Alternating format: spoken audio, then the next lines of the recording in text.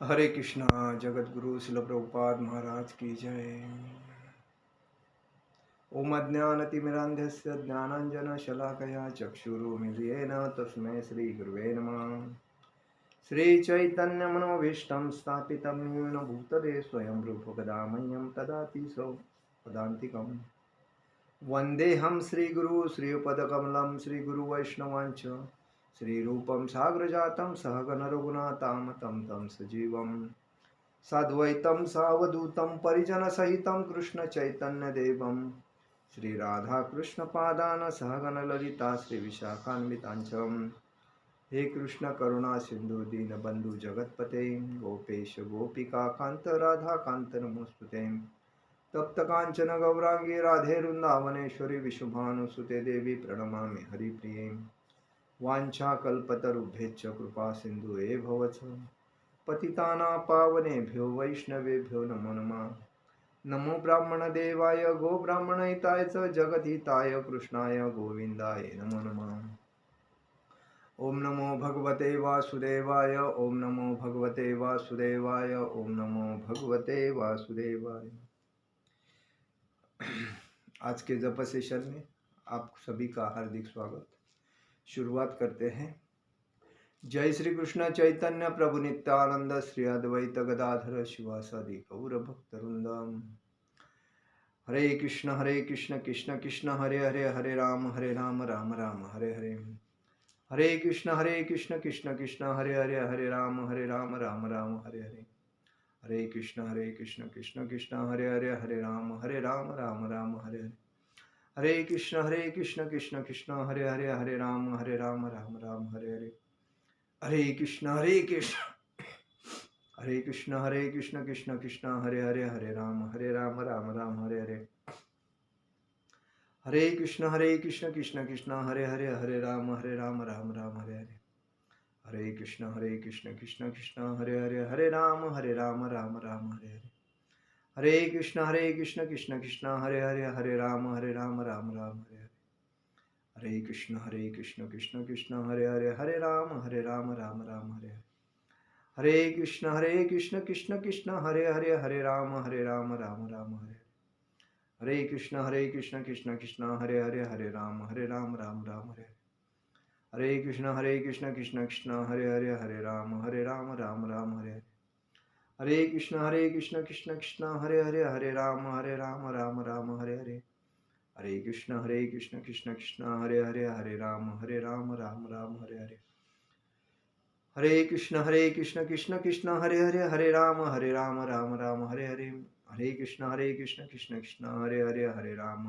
राम राम हरे हरे। हरे कृष्ण कृष्ण कृष्ण हरे राम राम राम हरे हरे। हरे कृष्ण कृष्ण कृष्ण हरे राम राम राम हरे हरे। हरे कृष्ण कृष्ण कृष्ण हरे राम राम राम हरे हरे। हरे कृष्ण कृष्ण कृष्ण हरे राम राम हरे हरे। हरे कृष्ण कृष्ण कृष्ण हरे राम राम हरे हरे। हरे कृष्ण कृष्ण कृष्ण हरे राम राम राम हरे हरे। हरे कृष्ण कृष्ण कृष्ण हरे राम राम राम हरे हरे। हरे कृष्ण कृष्ण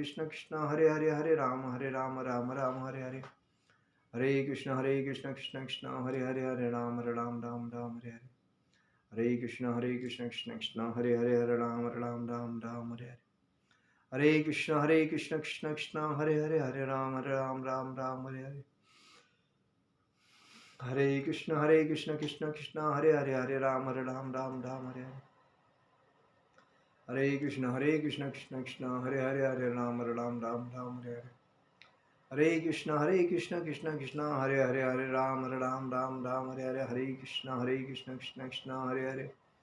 राम राम हरे हरे। हरे कृष्ण कृष्ण कृष्ण हरे राम राम हरे हरे। हरे कृष्ण कृष्ण कृष्ण हरे राम राम हरे हरे।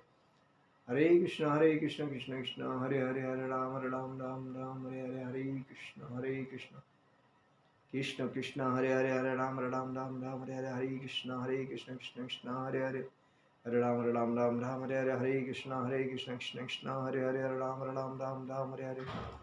हरे कृष्णा कृष्ण कृष्ण हरे हरे, हरे राम राम राम हरे हरे, हरे कृष्ण कृष्ण कृष्ण हरे हरे, हरे राम राम हरे हरे, हरे कृष्ण कृष्ण कृष्ण हरे हरे, हरे राम राम हरे हरे, हरे कृष्ण कृष्ण कृष्ण हरे हरे, हरे राम हरे हरे, हरे कृष्ण कृष्ण कृष्ण हरे हरे, हरे राम हरे हरे, हरे कृष्ण कृष्ण कृष्ण हरे हरे, हरे राम हरे हरे, हरे कृष्ण कृष्ण कृष्ण हरे हरे, हरे राम हरे हरे, हरे कृष्ण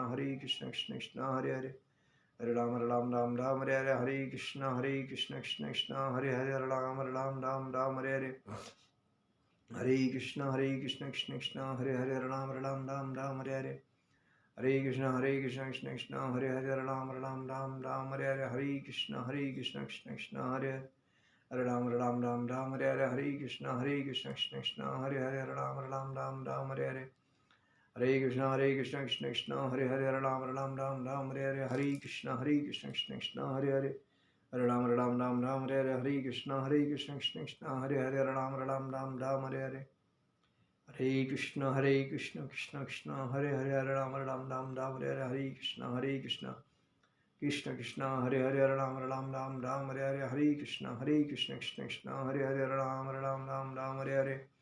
जय श्री कृष्ण चैतन्य प्रभु नित्यानंद श्री अद्वैत गदाधर शिवासादि गौर भक्त वृंद। हरे कृष्ण कृष्ण कृष्ण हरे हरे, हरे राम हरे हरे, हरे कृष्ण कृष्ण कृष्ण हरे हरे, हरे राम हरे हरे, हरे कृष्ण कृष्ण कृष्ण हरे हरे, हरे राम हरे हरे, हरे कृष्ण कृष्ण कृष्ण हरे हरे, हरे राम हरे हरे, हरे कृष्ण कृष्ण कृष्ण हरे हरे, हरे राम हरे हरे, हरे कृष्ण कृष्ण कृष्ण हरे हरे, राम हरे हरे। अभी 108 मोतियों पे हमारे जप पूर्ण हो गए। कहने का मतलब है हमारी भक्ति में अगर प्रगति होना चाहिए तो हमें ध्यान पूर्वक एकाग्रता से चांटिंग करना जरूरी है। उसमें आचार्यों के जो लेक्चर है वो भी सुनने चाहिए, और जप तो करना चाहिए। जप करने से आदमी को एक प्रसन्नता प्राप्त हो जाती है, और मन प्रसन्न होने से उसके जो मन में जो गलत विचार है वो सब निकल जाते हैं। और इसीलिए हमें ज़्यादा करके जप पे ध्यान देना चाहिए। हम लोग क्या करते हैं, थोड़ा सा माला करके बाजू में हो जाते हैं और बाद में बोलते हैं बाद में करूँगा, तो बाद में टाइम नहीं मिलता है। तो इसलिए एक बार माला करने को लग गए ना तो उसको छोड़ना ही नहीं चाहिए, उसको कंटिन्यू करना चाहिए। और अपना काम कितना भी महत्व का रहे, अपने हाथ में और या गले में माला डाल के चलना चाहिए। जब भी हमारा फ्री टाइम मिलता है तुरंत हाथ झोली में डाल के चांटिंग करना चाहिए, हरे कृष्ण कृष्ण कृष्ण हरे हरे, हरे राम राम हरे हरे। और दूसरी बात क्या है कि जब हम जप करते हैं, भगवान की भक्ति करते हैं, तो भगवान कृष्ण विष्णु भगवान की जो भक्ति है उसमें एकादशी का स्थान बहुत बढ़िया है, सबसे श्रेष्ठ है। हम लोग कोई लोग ऐसा बोलते हैं कि एक एकादशी करेगा तो चलेगा, बाकी कुछ नहीं पकड़ेगा तो चलेगा, जप करने की क्या ज़रूरत है, और ग्रंथ पढ़ने की क्या ज़रूरत है एकादशी में। सब ऐसा नहीं है, एकादशी तो करना चाहिए लेकिन ग्रंथ भी पढ़ना चाहिए। और दूसरी बात, जप तो करना चाहिए। भगवान का नाम अगर आपके मुंह में नहीं है तो फायदा ही क्या है। आपके दिमाग में भौतिक संसार के सब गंदे विचार दिन रात घूमते रहते हैं, और उसी के पीछे पेट पालने के लिए दिन रात मेहनत करते हो। लेकिन जिस भगवान ने हमें सब कुछ रेडीमेड करके दिया है, उसका खाली हमें भक्ति करने के लिए 10 मिनट, आधा घंटा, 1 घंटा, 2 घंटा नहीं मिलते हैं, तो हमारे जीवन का वैल्यू क्या है? अर्थ ही कुछ नहीं है। इसलिए एकादशी जो है, एकादशी व्रत, ये हमेशा सबको करना जरूरी है। कहा जाता है ब्रह्मवत पुराण में कहा जाता है, हरिवासर सन्मानो यथा ब्रह्म वैवर्ते सर्व पाप प्रशमन्नम पूर्णमात्मनि तथा गोविंद स्मारण नुनामेकादशाम मुपासनम।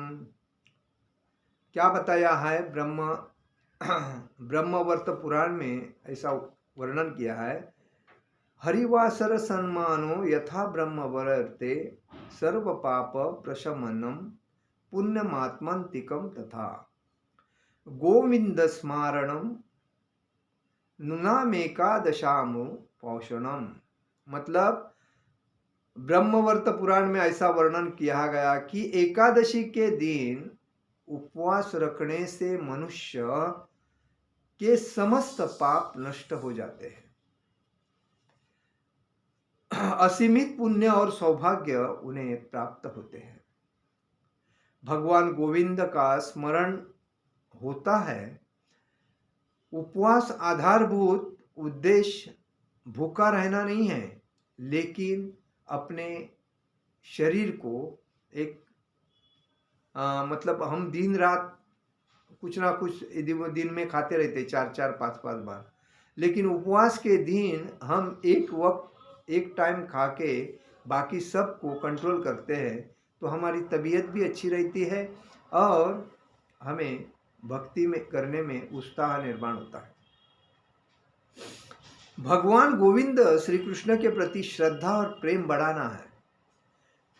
एकादशी का मतलब ये नहीं कि हमें भूखा रहना है, एकादशी का मतलब ये है कि हमारे गोविंद हमारे कृष्ण के भक्ति में क्या श्रद्धा और प्रेम बढ़ाना है। एकादशी उपवास वास्तविक आवश्यकताओं से कम खाना है, लेकिन ज्यादा करके जप करना है, कीर्तन करना है, ग्रंथों का अध्ययन करना है, और यही अपना समय उसके अंदर देना है। ये एकादशी व्रत के दिनों में मतलब उस दिन सर्वश्रेष्ठ भगवान गोविंद के लीलाओं का स्मरण करना है और निरंतर पवित्र नाम का श्रवण कीर्तन करना है। ये एकादशी का महत्व है। एकादशी हम लोग बोलते हैं कि एकादशी है आज, मैं वास्तविक एकादशी के दिन कोई दूसरा काम ही नहीं करना चाहिए। एकादशी 2 बार आती है महीने में, 15-15 दिन में, लेकिन हाँ, पूर्णिमा के 11वें दिन, अमावस्या के 11वें दिन में एकादशी आती है। लेकिन ये दिन हमें एक आनंदमय मतलब भक्तिमय जीवन जीने का एक दिन है और भगवान को प्रसन्न करने का दिन है, और इसीलिए हमें उस दिन ज़्यादा करके भक्ति में ध्यान देना चाहिए। इसमें कहा गया है ब्रह्मोत्तर पुराण में, जिहवार लाल से एई इति उति धाय शिष्णोदर परायण कृष्ण नाही पाय। क्या बताया है कि जो व्यक्ति अपनी जिह्वा के लोभ को संतुष्ट करने की इच्छा से इधर उधर भागता है और जो सदैव अपने उदर और जनेंद्रिय के सुख की पूर्ति के लिए आसक्त होता है, वह कृष्ण को प्राप्त नहीं कर सकता। देखिए इसमें स्पष्ट बताया है, जिह्वार लालसेयी इति उति धाय, मतलब जिहा की लालसा तृप्त करने के लिए इधर उधर भागता है। शिष्णोदर परायण कृष्ण नहीं पाए, तो उसे कृष्ण की भक्ति प्राप्त नहीं होती। मतलब देखिए दिन रात व्यक्ति पैसा पैसा पैसा, प्रॉपर्टी, पद, प्रतिष्ठा, संपत्ति, उसके पीछे भागता रहता है और ईद भर पेट के लिए दिन रात मेहनत करने के बाद भी उसका पेट नहीं भरता। लेकिन एक जानवर का पेट तुरंत भर जाता है। उसका अगर जानवर का पेट भरा है तो वो जाके सो जाता है। जैसा कि कोई भी देखिए, कुत्ता, बिल्ली, बैल, गाय, गधा, घोड़ा, जब उसका पेट भर जाता है तो जानवर एक जगह में जाके अपना शांत रहता है। जब नहीं भरता है तो इधर उधर मुंह मारता है। लेकिन इंसान का एक पेट ऐसा है मनुष्य का कि उसका पेट भरने की कोई सीमा ही नहीं है। ये उसको कितना भी दे दो, अगर उसको पैसा मिल रहा है तो वो पैसा जमा जमा कर करके घर के अंदर बॉक्स में, बैंक में नहीं रखेगा क्योंकि दिखेगा ना, तो बैंक में उतना ही रखेगा जितना उसकी लिमिटेशन है। बाकी सब अभी नोटबंदी के टाइम पे लोगों ने दीवार में पैसा, गोडाउन में पैसा, जमीन में पैसा ऐसा रखा था। जब वो नोटबंदी के टाइम पे पैसा व्यर्थ जाएगा तो लोगों ने सब उसको निकाला। तो कहने का मतलब इंसान इतना स्वार्थी है कि उसको अपना अच्छा हो गया, भगवान ने पेट को लिमिट दिया, नहीं तो वो खाता ही रहता था जानवर से भी। जानवर एक शांत है लेकिन इंसान शांत नहीं, और इसीलिए इंसान दुखी है क्योंकि उसको भगवान ने सब कुछ दिया है, ज्ञान दिया भी है, लेकिन फिर भी वो अपने इंद्रिय तृप्ति के वजह से वो खुद को असहाय ठहरता, मतलब कहलाता है मेरा ये सपना साकार नहीं हुआ, मुझे वो करना है, मुझे ये करना है। आने के टाइम पे खाली हाथ आया है, जाने के टाइम पे खाली हाथ जाएगा। इसको मालूम है आज नहीं तो कल मैं मरने वाला हूँ, फिर भी जानवर को तो मालूम नहीं पड़ता है। सामने वाला अभी जानवर लाइन में रखे है कसाई खाने में, और वो एक जानवर खाता रहता है, दूसरे की बारी आते वो कटता रहता है। लेकिन जो खाने वाला जानवर ये नहीं समझता अभी मेरी बारी आएगी, मुझे भी काटा जाएगा तो मैं खा के फायदा ही क्या है, लेकिन खाता है। वैसा इंसान मालूम है मैं ये किसके लिए कर रहा हूँ, मुझे तो अन्न वस्त्र निवारा यही मेरा मुख्य उद्देश्य है, और भगवान का नाम गुण रूप लीला का मैं करना, जप करना, ये मेरा मुख्य उद्देश्य है। तो इतना मुझे मिला तो बहुत होगा, इससे ज़्यादा तो मुझे नहीं चाहिए। लेकिन इसको साइड में रख के दिन रात पद प्रतिष्ठा, पैसा, प्रसिद्धि, सुंदर स्त्री, क्या कार, बाइक और हेलीकॉप्टर, विमान, इसके पीछे पड़ा रहता है। लोगों को मैं कितना प्रतिष्ठित हूँ, मैं कितना बड़ा हूँ, मैं कितना उच्च पदस्थ हूँ, ये दिखाने में, शोबाजी में ही उसका जीवन चला जाता है और बाद में नरक में जाके गिरता है। तो कहने का मतलब है, इसलिए जो व्यक्ति अपनी जिह्वा के लोभ को संतुष्ट करने की इच्छा से इधर उधर भागता रहता है और सदैव अपने उदर और जनेंद्रिय म्हणजे इंद्रिय भोग, जनेंद्रिय म्हणजे इंद्रिय भोग के भोग, मतलब ये स्त्री छोड़ो, दूसरी पकड़ो, दूसरी छोड़ो, तीसरी पकड़ो, चौथी पकड़ो, अलग अलग सुंदर स्त्री दिखती है तो इसको ऐसा लगता है वो भी मिले, ये भी मिले, ये भी। ऐसे आजकल जिनके पास पैसा है वो अलग अलग स्त्रियों को बुला के अपना जनेंद्रिय का भोग करते रहते हैं, फिर भी शांति नहीं। और एक एक का रेट भी इतना बड़ा रहता है, तो पैसा सब गलत मार्ग से आया हुआ पैसा गलत रास्ते में जाता है, और इनको लगता है कि मैं आनंद भोग रहा हूँ, आनंद। ये एक्चुअली इतने गंदा काम कर रहे हैं कि इतनी, मतलब उनका हम बात नहीं कर सकते हैं, इतना गंदा काम करते हैं। अभी देखिए, जिस गंदगी, जिस शरीर की गंदगी जिस स्थान से निकलती है, उस स्थान में जो व्यक्ति अपनी भोग करके आनंद प्राप्त करता है तो उसके शरीर में कितनी उसकी गंदगी जाती होगी, कभी सोचा है आपने? लेकिन फिर भी उसी गंदगी को आनंद भोगने में उसको आनंद आता है, उस गंदगी में उपभोग करने का उसको आनंद आता है। अभी कितनी एक वेश्या कितने लोगों से संभोग करके अपना शरीर, अपना जीवन चलाती है, लेकिन जो व्यक्ति उसके पास जाता है वो कितने अपने घर को बर्बाद करता है। कहने का मतलब है कि वो गंदा जो चीज़ है, उस गंदगी में लोगों को आनंद आता है। तो कहने का मतलब है उस गंदगी से आदमी अपना जो नरक का जो द्वार है वो और भी खोदता जाता है और खुद को नरक में डुबाता है। तो ये जो नरक के जो डोंगर है वो बनाते हैं अपने जीवन में, ये बात है। तो कभी भी अपने जिह्वा, उदर और जनेंद्रिया को एक सीधा रखेंगे तो ही उसका फायदा होता है। देखिए, भगवान विष्णु ने एक पापी पुरुष का निर्माण किया था। पापी पुरुष मतलब जो पाप करेगा उसको पापी बोलते हैं, जो पुण्य करेगा उसको पुण्य पुरुष बोलते हैं।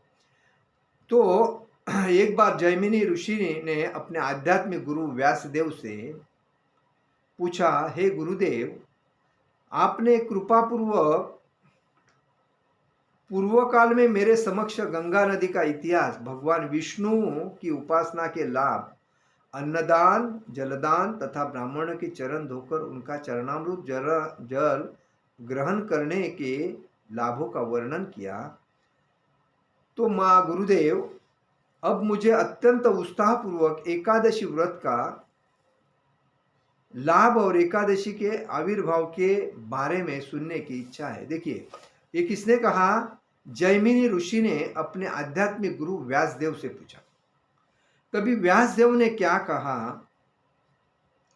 एकादशी का जन्म उपवास करने का नियम क्या है? उसने क्या क्या पूछा। देखो, एकादशी का जन्म कैसे हुआ, उसके उपवास करने का नियम क्या है, और पालन करने से क्या प्राप्त होगा, और एकादशी के सर्वश्रेष्ठ आराध्य अधिष्ठाता देव कौन है, और एकादशी व्रत पालन करने से क्या दोष, पालन न करने से क्या दोष लगते हैं, ये जैमिनी ऋषि ने अपने व्यासदेव जी अपने आध्यात्मिक गुरु व्यासदेव से पूछा। तभी व्यासदेव जी बहुत प्रसन्न हो गए और उन्होंने कहा, देखिए, आपने मेरे मन में जो विचार था उस विचार को प्रकट किया और इसके लिए मैं आपका बहुत आभारी हूँ। क्या बोलते हैं व्यासदेव जी, ब्रह्मर्षि जैमिनी, एकादशी का पालन करने के लाभ पूर्ण रूप से स्वयं भगवान नारायण ही बता सकते हैं। मैं तो खाली उसका तात्पर्य सारांश में बता सकता हूँ, लेकिन इसका अगर जानकारी आपको नारायण दे सकते हैं। तो उन्होंने बताया, भौतिक सृष्टि के प्रारंभ में परम भगवान ने पंचभूतों से निर्मित इस संसार में चल तथा अचल जीवात्माओं की रचना की थी। कभी सृष्टि के प्रारंभ में भगवान विष्णु ने पंचभूतों की निर्मित की थी, उसमें चल और अचल जीवात्माओं की रचना की थी। साथ ही एक दुष्ट मनुष्य को दंड के उद्देश्य से उन्होंने एक व्यक्ति का निर्माण किया था। दुष्ट मतलब पापी मनुष्य, पाप पुरुष बोलते उसको, उसकी निर्मित की थी, जिसका स्वरूप सबसे जघन्य पापों का मूर्ति रूप था। उसका नाम था पाप पुरुष। क्या नाम था? पाप पुरुष। उसके अंग विभिन्न विभिन्न थे। उस पाप पुरुष के अन्न विभिन्न थे। वो क्या, उसके कर्मों के अनुसार उसके शरीर बने थे। उसका मस्तक जो बना था, मस्तक ब्राह्मण हत्या के पाप से निर्मित था। वो पाप पुरुष के जो शरीर बने थे, मस्तक से लेके चरण तक, वो कैसे बने थे? देखिए, ये भगवान ने बनाया था। उसका मस्तक ब्राह्मण हत्या के पाप से निर्मित था। उसकी दोनों आंखें मदिरा पान के पाप से बनी थी। दोनों आंखें मदिरा, शराब, दारू के पाप से बनी थी। उसका मुख्य स्वर्ण चोरी करने के पाप से बना था। उसका मुख जो स्वर्ण है वो चोरी करने के पाप से बना था। उसकी नाक अपनी पत्नी की हत्या के पाप से बनी थी। उसकी नाक, वो पापी पुरुष की नाक किसके बनी थी? अपने पत्नी की हत्या के पाप से बनी थी। उसके कान गुरु पत्नी से अवैध संबंध के पाप से बने थे। उसके कान कैसे बने थे? अपने गुरु के पत्नी के साथ अवैध संबंध बनाने के पाप से बने थे। उसकी भुजाएं गो हत्या के पाप से बनी थी। उसकी दोनों हाथ जो भुजाएं थी वो गो हत्या करने के पाप से बनी थी। उसकी गर्दन किसी एकत्रित संपत्ति चुराने के पाप से बनी थी। और उसकी जो मान थी, गर्दन थी, वो किसी एकत्रित व्यक्ति की संपत्ति चुराने के पाप से बनी थी। उसकी छाती गर्भपात के पाप से बनी थी। उसकी छाती कैसे बनी थी? गर्भपात के पाप से। उसकी छाती का अधोभाग दूसरे की पत्नी से संभोग के पाप से बना था। उसके छाती का अधोभाग जो दूसरे के पत्नी से संभोग करने के पाप से बना था। उसका उदर जो था संबंधियों की हत्या के पाप से बना था। उसका जो पेट था वो अपने ही लोगों की हत्या करने के वजह से बना था। उसकी नाभि अपने पर आश्रित लोगों की हत्या के पाप से बनी थी। उसकी नाभि कैसी? उसके ऊपर जो आश्रित थे, डिपेंड थे, उनकी हत्या करने के वजह से बनी थी। उसकी कमर अभिमान पूर्वक अपनी ही प्रशंसा करने के पाप से बनी थी। उसकी कमर कैसी? जो लोग अपनी ही प्रशंसा करने को मजबूत रहते हैं ना, ऐसा अभिमान पूर्वक अपनी प्रशंसा करने के पाप से, पाप है। अपनी खुद की प्रशंसा खुद करना एक पाप तो इसमें बताया। देखिए, उसकी कमर अभिमान पूर्वक अपनी प्रशंसा करने के पाप से निर्मित थी। उसकी जांघें गुरु के प्रति अपराध के पाप से बनी थी। उसकी जांघें कैसी थी? गुरु के प्रति अपराध करने के पाप से बनी थी। उसकी जनेंद्रिया अपनी ही पुत्री को बेचने के पाप से बनी थी। उसकी जनेंद्रिया अपनी ही पुत्री को बेचने के पाप से बनी थी। उसके नितंब गुप्त विषयों को उद्घाटित करने के पाप से बने थे। उसके नितंब गुप्त विषयों को उद्घाटित करने के पाप से, गुप्त विषय रहते हैं उसको उद्घाटित करना ये पाप है। उसके पांव अपने ही पिता की हत्या के पाप से बने थे। उसके पांव अपने ही पिता की हत्या के पाप से बने थे। और उसके केश सब प्रकार के अल्प पाप कर्मों का स्वरूप थे। और उसके जो केश जो बाल जो थे वो अल्प पाप के कर्मों के स्वरूप से बने थे। इस प्रकार पाप, समस्त पापों का मूर्ति रूप एक भयानक पुरुष प्रकट हुआ था। उसके शरीर का रंग काला था और उसकी आंखें पीली थी। वह पापियों का अत्यंत क्लेश प्रदान करता था। वो पापियों का अत्यंत क्लेश प्रदान करता था। तो परम भगवान श्री हरि विष्णु उस पाप पुरुष को देखकर अपने आप में ऐसा सोचने लगे, मैं जीवात्माओं के लिए क्लेशों और सुखों का रचयिता हूं, मैं उनका स्वामी हूं, क्योंकि मैंने इस पाप पुरुष की रचना की है जो सभी धोखेबाज, बेईमान तथा पापी लोगों को क्लेश प्रदान करता है। इसलिए अब मुझे ऐसा कोई उत्पन्न करना होगा जो इस पाप पुरुष को नियंत्रित कर सके। और इसीलिए उस पाप पुरुष को नियंत्रित करने के लिए भगवान ने यमराज को उत्पन्न किया। तो उस समय भगवान ने यमराज को उत्पन्न किया और विभिन्न नरक लोगों की रचना की। विभिन्न नरक लोगों की रचना की। जो जीव अत्यंत पापी होते हैं उन्हें मृत्यु के पश्चात यमराज के पास भेजा जाएगा, जो उनके पापों के अनुसार उन्हें यथोचित नरक लोक में यातनाएं भोगने के लिए उधर उनका स्थान है।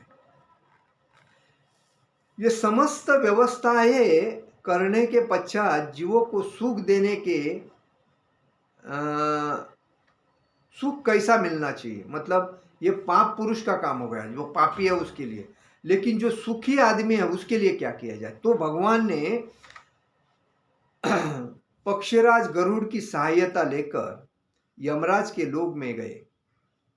भगवान गरुड़ के ऊपर बैठकर यमराज के लोक में गए। और वह जब यमराज ने भगवान विष्णु को आते देखा तो उन्होंने तुरंत उनको नमस्कार किया, उन्हें सिंहासन दिया बैठने के लिए। और सिंहासन पर विराजमान होने के बाद भगवान विष्णु ने दक्षिण दिशा से अत्यंत उच्च स्वर से कुंदन की आवाज आई। कुंदन की ध्वनियाँ सुनाई, मतलब जोर जोर से वो चिल्ला चिल्ला के मारने लगे लोग। तो उनको सुनने की आवाज़ आई, तो वो आश्चर्यचकित हो गए।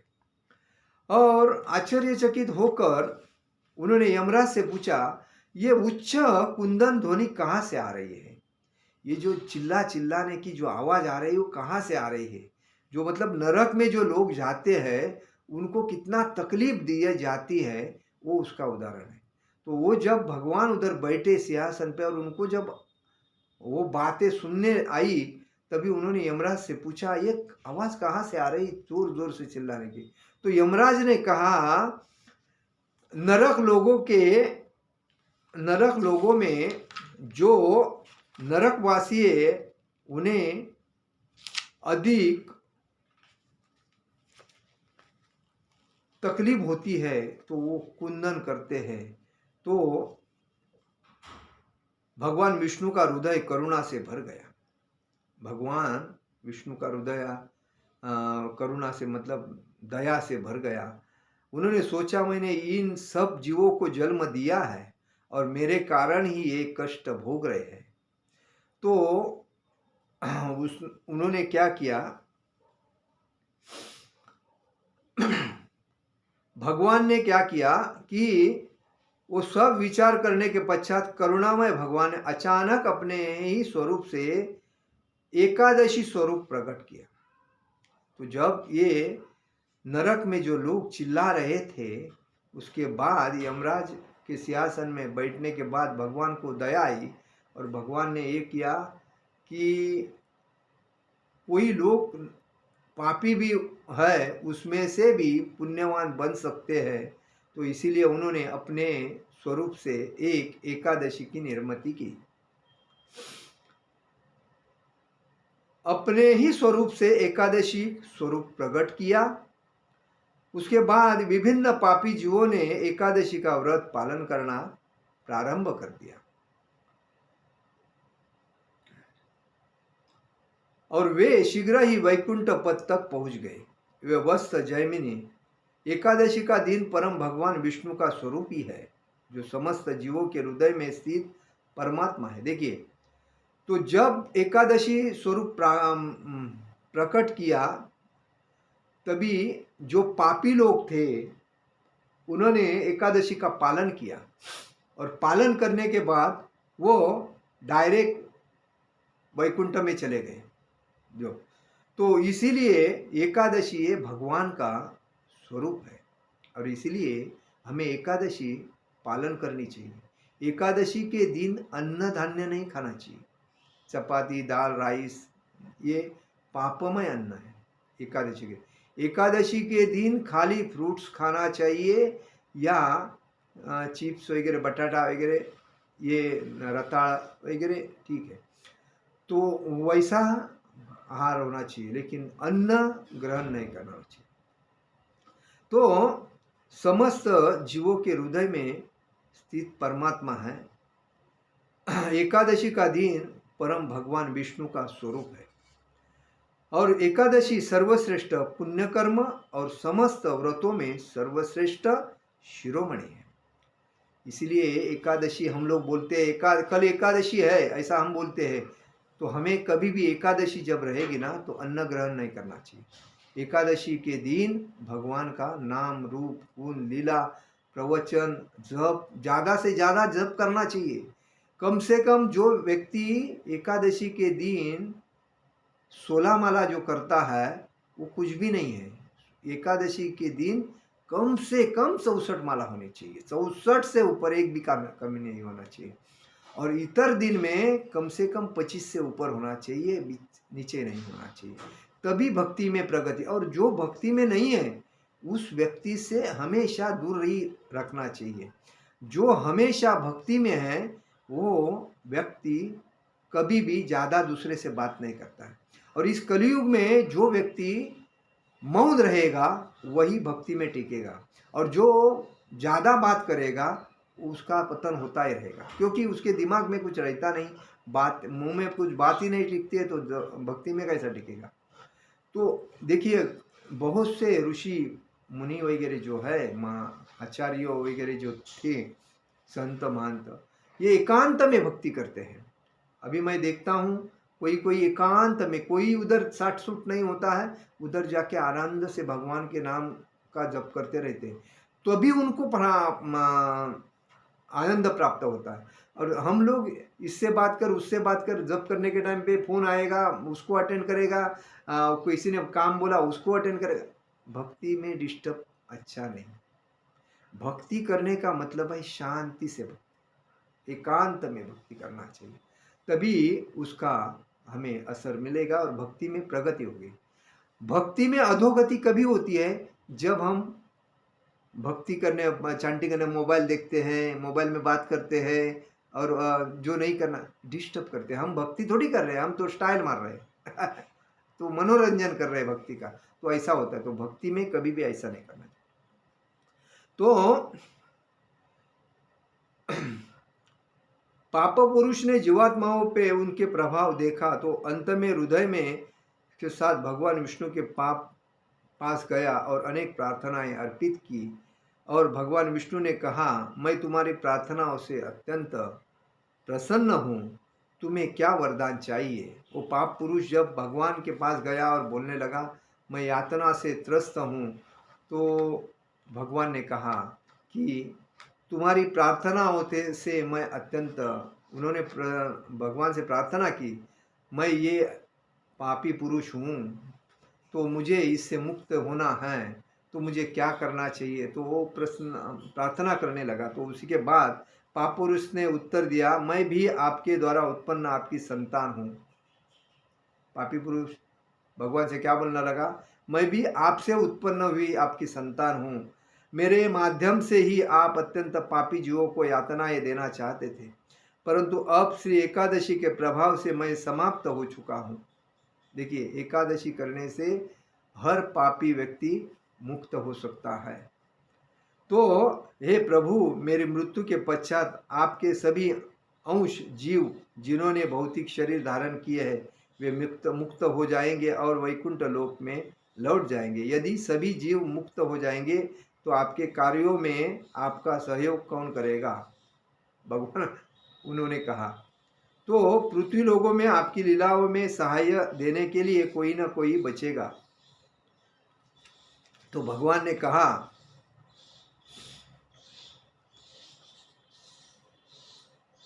यदि आप इन नित्य लीलाओं को जारी रखना चाहते हैं तो तुम्हें एकादशी के भय से बचाइए, मुझे एकादशी के भय से बचाइए। मुझे कोई पुण्य कर्म नहीं बांध सकता, केवल एकादशी आपका प्रकट रूप ही मुझे बाधा दे सकता है। श्री एकादशी के भय में से मैंने भागकर चल और अचल जीवों, मनुष्यों, पशु, कीटों, पर्वतों, वृक्षों, नदियों, समुद्रों, वनों, स्वर्ग, पृथ्वी और नरक लोगों, देवताओं और गंधर्वों की शरण ली, परंतु मुझे कोई ऐसा स्थान नहीं मिल रहा है जहां मैं एकादशी के भय से मुक्त हूं। देखिए, ये पापी पुरुष कहाँ कहाँ गया एकादशी से बचने के लिए। जो व्यक्ति पापी है वो अगर एकादशी व्रत करता है तो पाप से मुक्त होता है। अगर वो एकादशी व्रत नहीं करता है, दिन रात खाता रहता है, एकादशी के दिन भी खाता है, तो पाप खाता रहता है। तो ये पापी पुरुष क्या बोलता है, मैं कहाँ कहाँ गया एकादशी से मुक्त होने के लिए, मुझे एकादशी नहीं करना है लेकिन पाप से मुक्त होना है, लेकिन नहीं हो सकता है। तो वो उससे बोलता है कि एकादशी के भय के वजह से मैंने भागकर चल अचल जीवों, मनुष्यों, पशुओं, कीटों, पर्वतों, वृक्षों, नदियों, समुद्रों, वर्णों, वनों, स्वर्ग, पृथ्वी, नरक लोगों, देवताओं और गंधर्वों की शरण ले ली, फिर भी मुझे कोई ऐसा स्थान नहीं मिल रहा है जहां मैं एकादशी के भय से मुक्त हो पाऊं। हे मेरे स्वामी, मैं आपकी सृष्टि का ही एक अंश हूं, आप कृपा पूर्वक मुझे कोई ऐसा स्थान बताइए जहां मैं निर्भयता पूर्वक निवास कर सकूं। तो उन्होंने कहा, निर्भयता पूर्वक अगर स्थान निवास करना है तो ऐसा कहकर पाप पुरुष भगवान विष्णु के चरणों में गिर पड़ा और समस्त कष्टों से अभय प्रदान करने वाले, और रोने लगा। तत्पश्चात भगवान ने उससे कहा, पाप पुरुष की परिस्थिति को देखते हुए मुस्कुराते हुए भगवान ने कहा, हे पाप पुरुष उठो, अब और अधिक शोक मत करो, ध्यान से सुनो, मैं तुम्हें बता रहा हूं। एकादशी के दिन जो तीनों लोगों में कल्याणकारी है, एकादशी के दिन तीनों लोगों में कल्याणकारी है। तुम अनाज रूपी खाद्य पदार्थों की शरण ग्रहण कर सकते हो। अनाज रूपी, अनाज नहीं, दूसरे पदार्थ की शरण ग्रहण कर सकते हो। इसमें तुम्हें अब भय करने की कोई आवश्यकता नहीं है, क्योंकि एकादशी रूपी मेरा स्वरूप तुम्हें अब कोई बाधा नहीं देगा। पाप पुरुष को निर्देश देने के पश्चात श्री विष्णु अंतर्धान हो गए। पाप पुरुष ने अपने कार्यकलाप करने के लिए वापिस लौट गए। इसीलिए कहा जाता है, जो लोग आत्मा के परम कल्याण के लिए गंभीर है, मतलब आत्मा के लिए मेरा भागवत धाम जाना चाहिए, मुझे भक्ति में प्रगति करनी चाहिए, ऐसे में जो व्यक्ति गंभीर है, सतर्क है, वे कभी भी एकादशी के दिन अनाज नहीं खाएंगे। एकादशी के दिन अनाज नहीं खाएंगे। भगवान विष्णु के आदेश के अनुसार इस भौतिक संसार में उपस्थित समस्त प्रकार के पाप कर्म एकादशी के दिन अनाजों में निवास करते हैं। भौतिक संसार में उपस्थित समस्त प्रकार के पाप कर्म एकादशी के दिन किसमें निवास करते हैं? तो अनाजों में, जो हम दाल, राइस, सब्जी, चपाती वगैरह बोलते हैं ना, उसमें। तो उस दिन अनाज नहीं खाना चाहिए। जो भी एकादशी का पालन करता है वह समस्त पापों से मुक्त हो जाता है और कभी भी नरक लोगों में प्रवेश नहीं करता। कोई भ्रम पूर्वक एकादशी का पालन नहीं करता तो वह अत्यंत पापी माना जाता है। एकादशी के दिन पृथ्वी लोक के निवासी द्वारा खाया गया प्रत्येक अनाज का ग्रास लाखों ब्राह्मणों की हत्या करने का फल प्रदान करेगा। कितना? लाखों, मतलब जो अन्न ग्रहण करता है एकादशी के दिन, वो लाखों ब्राह्मणों का क्या हत्या का भागीदार बनता है। यह नित्यांत आश्चर्य अनिवार्य है। प्रत्येक मनुष्य को अनाज का त्याग करना चाहिए। बारंबार जोर देकर कहता हूं, एकादशी के दिन अनाज मत खाओ। चाहे कोई क्षत्रिय हो, वैश्य हो, शूद्र हो या किसी भी परिवार से क्यों न हो, उसे एकादशी व्रत का पालन करना ही चाहिए। ऐसा करने से वर्ण और आश्रम की सिद्धि प्राप्त हो जाएगी। यदि कोई अनजाने में भी एकादशी व्रत पालन करता है तो उसके समस्त पाप नष्ट हो जाते हैं। वह आसानी से परम लक्ष्य वैकुंठ प्राप्त कर लेता है। यह एकादशी का महत्व है। तो हमें याद रखना चाहिए, हम लोग एकादशी के दिन बहुत कुछ खाना चाहते हैं। अरे भाग दौड़ में पैसा पैसा पद प्रतिष्ठा, भूखा हूँ, बीमार हूँ, ये कर नहीं। एकादशी का सामान घर में लाके रखना है और एकादशी के दिन उसको यूज करके अपने शरीर को संभालना है। अन्यथा हम एकादशी का व्रत नहीं करने से हम महापापी बनते हैं और नरक में जाते हैं। इसलिए एकादशी व्रत करना जरूरी है। हरे कृष्ण कृष्ण कृष्ण हरे हरे, हरे राम राम राम हरे हरे। जगत गुरु शिल प्रभुपाद महाराज की जय। परम पूज्य लोकनाथ स्वामी महाराज की जय। निताय गौर प्रेमानंदे। हरि हरि बोल।